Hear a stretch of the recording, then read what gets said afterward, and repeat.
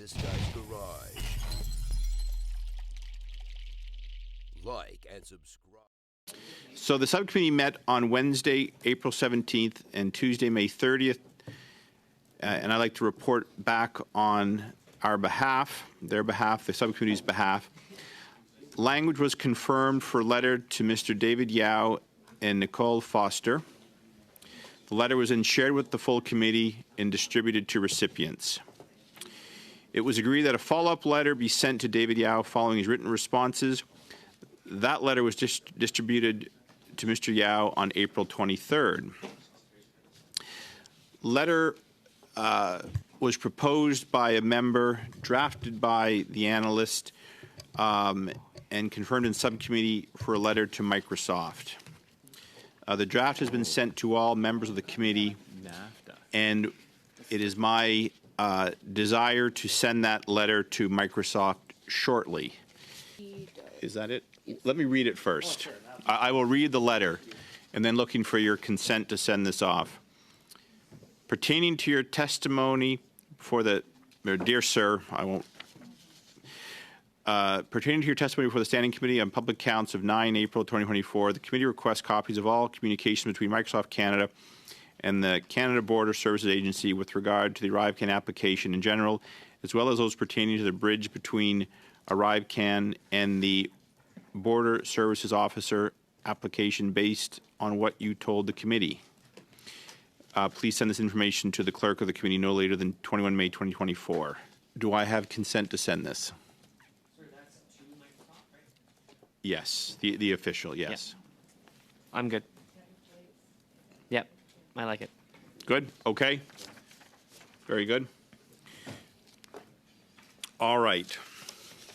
First of all, this is kind of outstanding, but just in full, for the sake of full disclosure, we have a motion that was passed by the committee for an ArriveCAN committee meeting with KPMG. You'll recall that motion was passed soon after the two original witnesses were in. Now, I've added two others for the sake of efficiency that had been set before that, and just in terms of maximizing the committee time. That's two other contractors, Donnacona and Tech Systems. Now, in addition to this, the subcommittee, as we went through, and I think I've reported this back already, the suite of meetings we agreed to.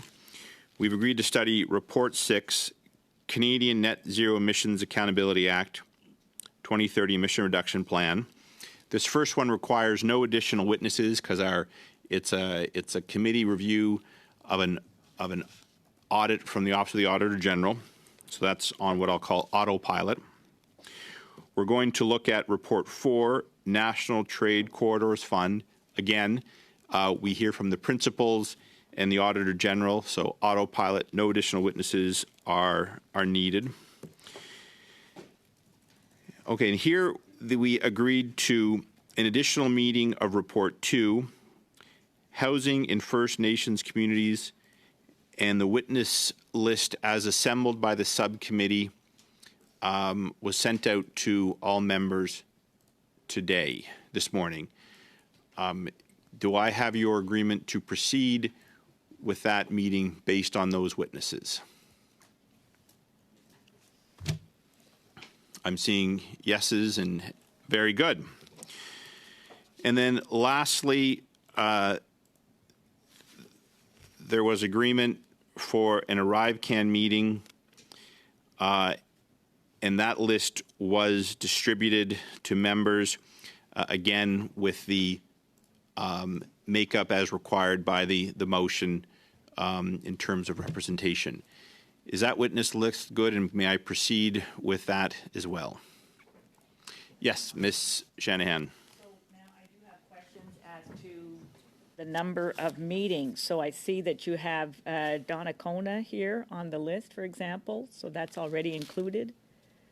Yes, so there are two ArriveCAN meetings that are outstanding. The first one you're referring to actually, I might have to look at the list you're looking at. So the first one with the contractors was, with KPMG in particular, that was passed by a motion of this committee. Do you recall that? Yes. And Yes. we saw KPMG, and we had. No, we had them that followed that meeting. There was a motion to bring back one individual from KPMG. And so that was a motion from this committee that followed that.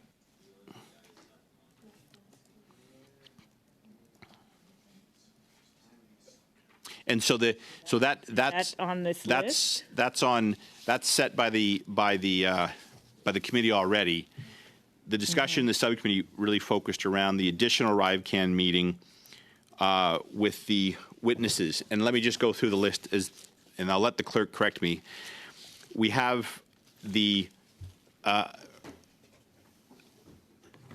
Commissioner of the Office of the Conflict of Interest and Ethics, the Commissioner of the Office of Public Sector Integrity, an official from CBSA, and then 3 individuals.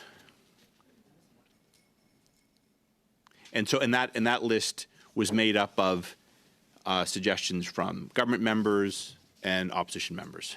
Okay, and so in the spirit of the motion that we passed regarding the proportionality of witnesses, it looks like, and I seem to remember a previous meeting where, and I don't know who it was because the members have changed, so it might have been Mr. Nader saying, oh, we have to put a priority now on our witnesses. We have to choose.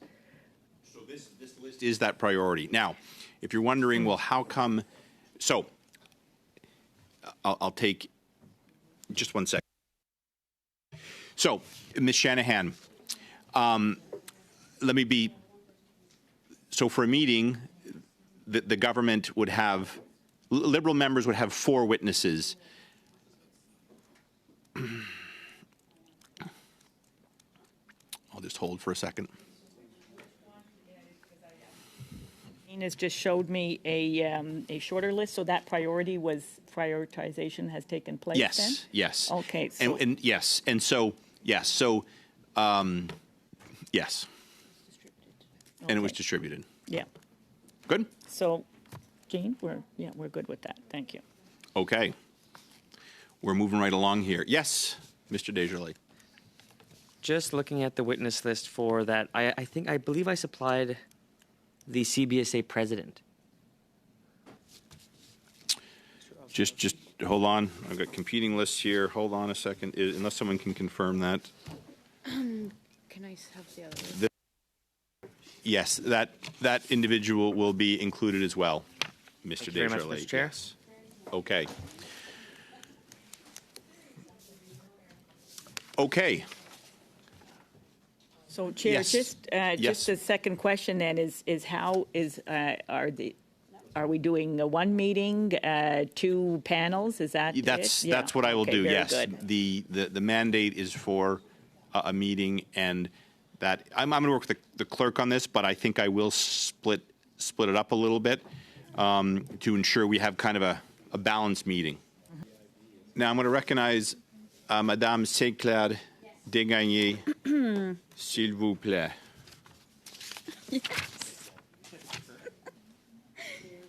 Following discussions that we've had with respect to witnesses, and I know everyone was present when we discussed this, there is a witness that I consider important in our study of ArriveCAN and the RCMP. And I want to be very precise, very specific, very clear on what we're trying to learn and understand. And that is the investigative process. We're all aware of this, and I'll say it once and for that we need precise details on the investigation underway. And what we want to understand is the process around the investigation in a general way in order to understand what the RCMP is doing. That would be my first witness, and I think, and the chair mentioned this at another meeting, that the RCMP, would they be there with members of government or business representatives or Canadian Border Services people? So I will read the text of the motion that shall be sent to you shortly, that the committee invite the RCMP to appear for at least 2 hours in its study on its report on ArriveCAN follow, and yes. Thank you. And to you. In the meantime, I'm just going to say a few words. The subcommittee discussed this. I was concerned about, I thought this needed to come back to the committee for a discussion. I did not like the idea of having the RCMP appear with other witnesses. I think that would have been difficult for everyone at the table. So Madame Sinclair-Desgagnés is doing just that right now. So if you want to have a look at the motion, and then we can discuss it and perhaps resolve this in the next hour or so. So I will begin with Ms. Shanahan and then Mr. Desjardins. And Ms. Desjardins, I understand you have your hand up as well. Thank you. So I was just going to ask: are we suspending before we get the? While we get the. To tell you what, let me just hear a few, and then if there's, I hear where you're coming from, but let me just take. I want to hear a few comments first. So, Mr. Desjardins. Thank you very much, Mr. Chair. I agree with the motion. My only concern and potential concern was the one you shared during the subcommittee in relation to the potential that the RCMP may not be able to answer all questions during a pending investigation. In that case, we would not want to prejudice the investigation. So can we find an option to either confirm with the RCMP that there may be questions that are out of scope for them to answer in advance of this meeting so that we don't have redundancy? So what are you proposing? Are you suggesting we do accept answers that, or are you proposing we go in camera at a point in the meeting, or just or what's your question for the? I want to be able to protect the integrity of the investigation while also being able to ask the RCMP important and credible questions about ArriveCAN. Sure. Without compromising any potential investigation. Okay. Just about Mr. Generous, do you have any comments you want to make? I see, and then I've got Madame Sinclair-Desgagnés. Yeah, just briefly say we support the motion. In listening to it, I don't know that it mentioned the amount of time. I think it would be important for is 2 hours in the motion? Okay, fantastic. We're good to go. Madame Sinclair-Desgagnés. Now, after what we discussed, Mr. Chair, you've made a point. I think that at any time, the chair can ask the RCMP if it has information it would prefer to share in camera. Now, this doesn't have to be part of the motion, but if it prefers to present information in camera, I would like to know what you have to say about that. Yeah, I like the way that Madame Sinclair Desjardins, excusez-moi, Desgagnés, a quand même expliqué la motion dans le sens. I like the way she explained the motion because it helps to better understand the process of the RCMP. And for something like that, this testimony could be somewhat like what we had with the what the foundation we had for audits and accountability. Now, it might be something that very well should be in camera in order that members might be able to ask the questions they want. From an educational point of view, I would see perhaps an hour in public and another in camera. I take it, Ms. Shanahan, you saying an hour in public. I don't know, because I have a lot of questions to ask the RCMP about the process. This is why I recommended 2 hours. But we might be able to have a compromise and do as we did before. Since this is for information, every member would have the same amount of time to put questions. We would be doing this informally, as we did with the Auditor General. So just, sorry, Ms. Shannon, I was juggling things. You're proposing, are you proposing an hour in total or in public, or what's the? An hour in public, because the RCMP cannot respond to any questions. And with all due respect, if we have members that are going to insist on asking them directly, who they're charging, who they've got warrants for, et cetera, then that's risk being prejudicial to the investigation. And I don't think anybody wants that. So if we're going to make it for educational purposes, which I think is valuable, then that would be 1 hour in public. And I'm actually just asking questions. I don't have a position on this. I'll wait for the committee, and then an additional hour in public in camera if necessary. Well, I don't see, especially if we're able to divide up time, more or less equally amongst us, because we're not questioning the witness in order to, it's not as part of our mandate. It's an educational thing. Everyone benefits from the questions that are asked and the answers that are given. Really, it's one or the other. 1 hour in public, or if people prefer 1 hour in camera. But I really see that 1 hour is more than enough. I think that's maybe a bit too far, to be frank. What I'm trying to suggest is that we should be wary of the potential concern that we could prejudice an investigation. But I also know that our committee's mandate is to gather information. It's the RCMP's job to find guilt. It's our committee's job to second information and evidence. And that's something that I think we do really well. But we have to be certain of that line. There's a place, I think, Mr. Chair, between the calling of a vote to go in camera, where we can, at the time of the meeting and the hearing, discuss that potential under advice of the RCMP. I think if the RCMP suggests to us that there could be a prejudice based on their testimony, then at that time I would suggest the committee entertain a possible motion to go in camera for the purpose of receiving that information. So that's what I was thinking, Mr. Desjardins, not to prejudice the comments, because it gives us flexibility. And it gives the chair flexibility to hear an appropriate amount in public and then shift gears if necessary. Mr. Genuis. Yeah, Chair, I hope we're moving towards a consensus. So just a couple quick points. I agree with what Mr. Desjardins is saying in terms of the time distribution. Let's have them here in public, and let's see how things unfold, and the proportions may be different in terms of what's proposed. Maybe it does make sense to have a portion of public, a portion of in camera, but let's start in public. Let's ask the questions we can, and let's see where we are.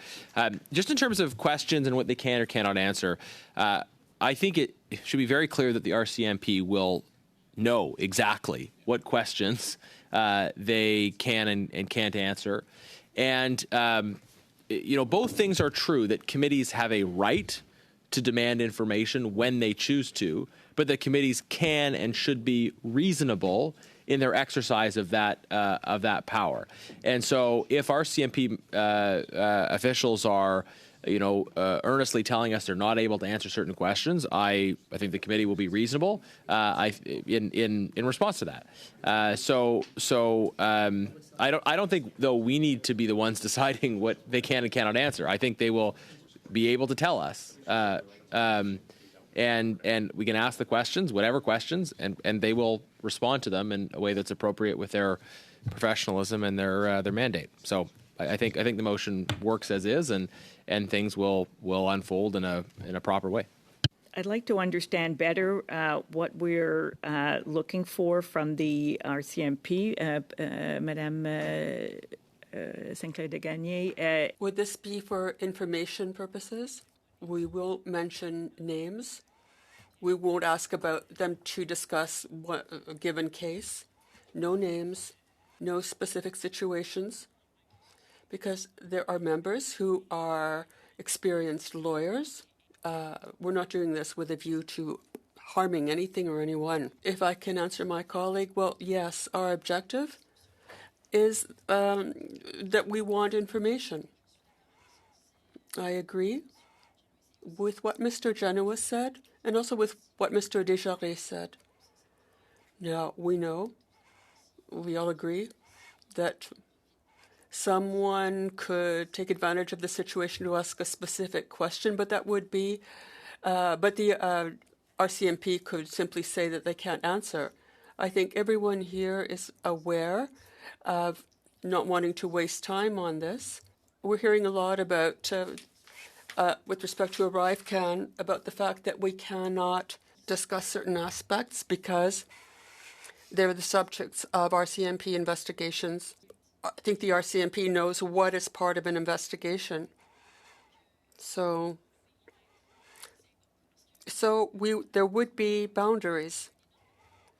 Right now, there's, a taboo with respect to taboo because the RCMP is looking into it. Proposing 2 hours then, and it would just be like a regular session, then we should just do the regular rotations then. With that one right? exception, which is the carve out for a possible in-camera if the committee feels that should happen. But otherwise, yes. Shall the motion of Madame Saint-Clair de Gagné carry? Ms. Bradford? Oui. Mr. Fillmore? Ms. Diab? Ms. Shanahan? Oui. Ms. Yip? Oui. Mr. Kurek? Yes. Mr. Ellis? Yes. Mr. Macaulay? Yes. Madame Saint-Clair de Gagné? Oui. Mr. Desjardins? Yes. 10 yeas.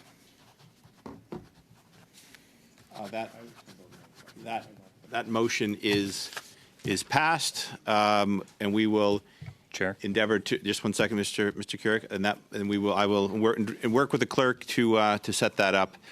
Chair, there is a very important motion that I'm going to move here in just a moment, and just to highlight how important accountability is, and we have seen unprecedented, according to some reporting that La Presse has done, the extreme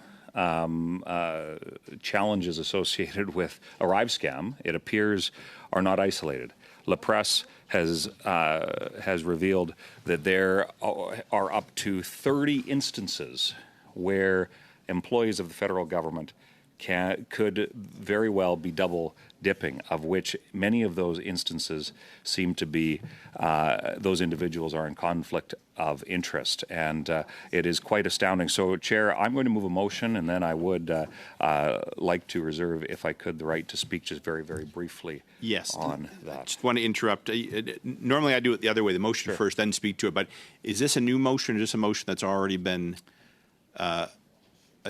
and you'll get to it, so go ahead. But if you can get to the motion right away, please. Yeah, thank you. No, I appreciate that. Thank you, Chair. I know every chair does it just a little bit differently, so I appreciate that.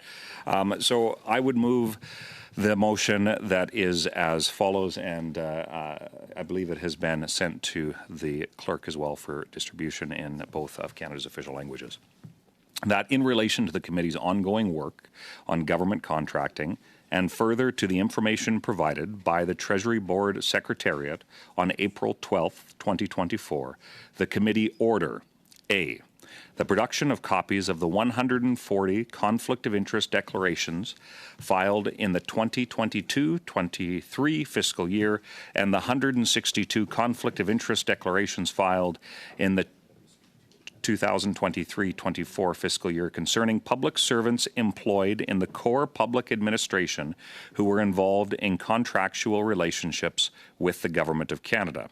And B, the production of copies of any conflict of interest declarations filed in the 2022-23 and 2023-24 fiscal years by persons employed by the federal government, including Crown corporations, but outside of the core public administration, who were involved in contractual relationships with the Government of Canada, and C, the production of records which detail all payments made in respect of contractual relationships disclosed in the declarations referred to in paragraphs A and B, provided that D, the names and contact information of the public servants may be redacted.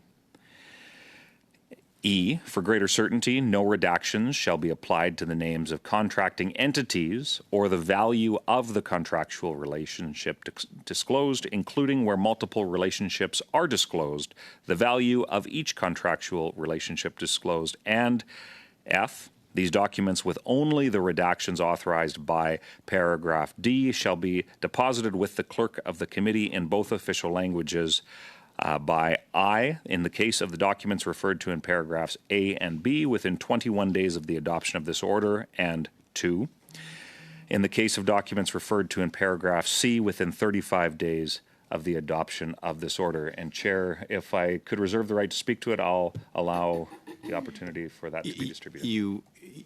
Yeah, so speak to it first, and then I'm going to get into the mechanism. So, and relatively briefly, I can come back to you again. Chair, I'll be very brief. And while this motion is very technical, I think that it speaks to a very simple fact. Accountability is needed. We have an egregious example of where a public service servant was double dipping when it comes to Dalian, and we are seeing just this troubling trend come about where it appears that there could be, and according to the reporting in La Presse, that around 30 federal employees, while they were paid by the government, so that's these salaried employees, to test an artificial application designed by a private firm belonging to a senior federal executive in order to assess whether it was possible to use this technology to resolve problems with Phoenix. And just point of order. We see... Just 1 second, Mr. Keurig. Yeah, Yes. I think we're seeing that it is the exact same motion as Mr. Nader. So are you going to speak to that? Yeah, so Yeah. just wrap up. I can come back to you, but you just wrap up. Perfect. Moving the motion that Mr. Nader had brought forward, yes. And so we have this egregious examples where there's government contractors that are government employees rather that are moonlighting as contractors. It's seen that there are 38% could be in conflict of interest. We want to know what those conflicts are. Chair, I think that it's a very simple request. While technical, it gets to the heart of what Canadians are simply demanding answers for. Thank you. I'll leave it at that. So this motion was previously under consideration by the committee. Therefore, Mr. Keurig, from you, I'd like a motion to resume debate on the motion. I will ask the clerk if I have the words correct. This is a dilatory motion, which means you moving it will we'll have a vote on that right away, and we'll either take it up now or moved. Yes. So, did I get that right, clerk? Do you need to say anything, or should I call the vote? So, the vote before us right now is to resume debate on this motion. This is not to pass the motion; it is just to pick up the debate on a motion that we'd previously studied, tabled by. Or proposed by Mr. Nader on April 25th. So, clerk, could you call, and it's not debatable, clerk, could you call the roll call, please, to resume debate on this motion? Ms. Shanahan, you have the floor. Yeah, Chair, I would like to just clarify first. So we're resuming debate. It's on the motion of Mr. Nader then. Yeah. And it is the exact same. So we had a copy of that, so we can disregard whatever came afterwards. It was identical. I was following it as you read. Exactly. Yeah, I was following along for a while, and then just trying to pick that up. So as I often argue here when it comes to asking for the production of copies of numerous documents, we don't know exactly what that looks like. Is it a a summary sheet like this? Is it a pile like that? Suggest some more formal wording being. So I move the amendment that we removal of 1 and 2 be replaced with this is F1 and 2? Sorry, sorry. Yeah. Removal okay, in the, F, just the days, within 60 days of the adoption of this order. So within, strike 21. Okay. And replaced by 60. All right, so an amendment to the motion to replace 21 with 60. We are now debating that. Any speakers that you were okay? Mr. McCall, you were actually on the list, so I'll come to you next, Mr. Desjardins. I am completely opposed to this amendment. We are looking for 140 conflict of interest declarations that are already on file. We know the names. We know where the files are. Most of them are probably already in English and French, but if they're not, it's only 140. And there's 162 filed 23, 24. It's hardly a large amount. We've got a very, very capable public service that I'm sure can get these to us in a day, much less at a time period the Liberals are offering, which, funny enough, takes us into summer when we actually can't get to them.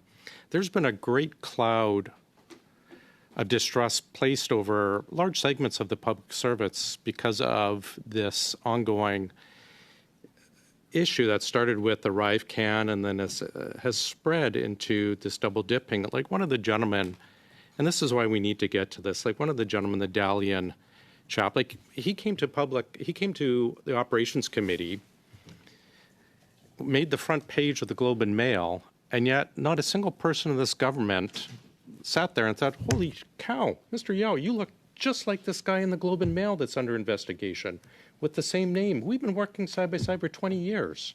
Oh, must not be him. We've had ministers somehow unaware that this has been going on, department after department. I'm hoping this is not a systemic issue, but I think we need to put it together or put it behind us fast and get answers fast so we can move on. I think 21 days and 35 days to get less than, which is effectively 302 different documents is nothing considering the size of our public service, considering the competency of our public service. I think we owe it to them to get this cleared so we can put this scandal, for lack of better words, behind us. And I appreciate what Ms. Shanahan does, as she always does, which is tries to delay and push back. But if it was 100,000 documents, 10,000 documents, I could see. But 140 conflict of interest declarations already filled out and filed are not that difficult to find. The fact that the government was able to count 140 means they know exactly where they are and have easy access. I'm sure we could get them by next Monday if we really wanted them. So I am going to suggest we stick with the original 21 days and 35 days, which is extremely reasonable. Thank you, sir. Thank you. Mr. McCauley, you don't have to think those thoughts about Ms. Shanahan. I just assumed she wanted to sit in the summer. Suggest that it's already more than reasonable as the motion was originally written, and I would encourage the committee to acknowledge that. And I do say that because of my role in the ethics committee.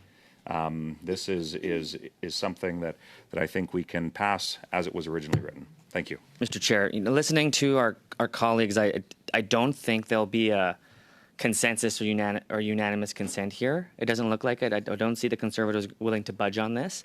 And for those purposes, my work in trying to get serious review of this and consideration of this, given to light the consensus offered by the Liberals, is obviously not manageable here today. And for those reasons, I think we'll have to rely on the very good work of our public service for the very short timeframes. And I understand those timeframes are short, and we'll have to just rely on that because of the requirement for the production here. And so for those reasons, I support this motion and would call for a vote. Briefly, I think if we're to support this motion, we'd have to see some results before the end of this parliamentary session. So I will support the motion as is. And just a point of clarification, no, this is very small, but there are two dates, and I believe Ms. Shanahan was for 60 days for both of them. Otherwise, I expect we're going to be doing this again. So I'm for the sake of efficiency. I believe that's what you meant. Anyway, yes. So it's not just to strike the 21 days to 60, but 35 to 60. So it's consistent, and that is I was not clear on that before, but as I was reflecting here. So call the vote, please. Shall the motion of Ms. Shanahan carry? Ms. Bradford? Oui. Mr. Fillmore? Yes. Ms. Diab? That's a yes vote. Ms. Shanahan? Yes. Ms. Yip? Yes. Mr. McCauley, No, thank you. Mr. Ellis, No. Mr. Kurek, No. Madame Saint-Clair Desgagnés, No. Mr. Desjardins. No. 5 yeas, 5 nays. So the motion is, the amendment, pardon me, to the motion is defeated with my vote. We now return to the debate on the motion as written. Yes, Ms. Shanahan. Chair, I will rely then on the good judgment of the clerk and yourself when it comes to the timely production of documents as requested, that if there's a need for some leeway, that will be accorded. But I understand the will of the committee here as we want to get them as soon as possible. And with that, I call for the vote. Seeing no other speakers, I will have the clerk call a roll call, please. Shall the motion of Mr. Nader carry? Ms. Bradford? Yes. Mr. Fillmore? Yes. Ms. Diab? Ms. Shanahan? Yes. Ms. Yip? Yes. Mr. McCauley? Yes, thank you. Mr. Ellis? Yes. Mr. Kurek? Yes. Madame Saint-Clair Desgagnés? Oui. Mr. Desjardins? Yes. 10 yeas. The motion is passed unanimously. Mr. Desjardins, I will say this, your timing is off. It has not been 100 years. It's more like 150 years if you go back to Johnny MacDonald's CPR scandal. So you've underestimated by a good 50%. I agree with you, Chair. Corruption been a long time. We're running, any other business here? Looking to adjourn? This meeting is adjourned. We'll see you back here Tuesday afternoon,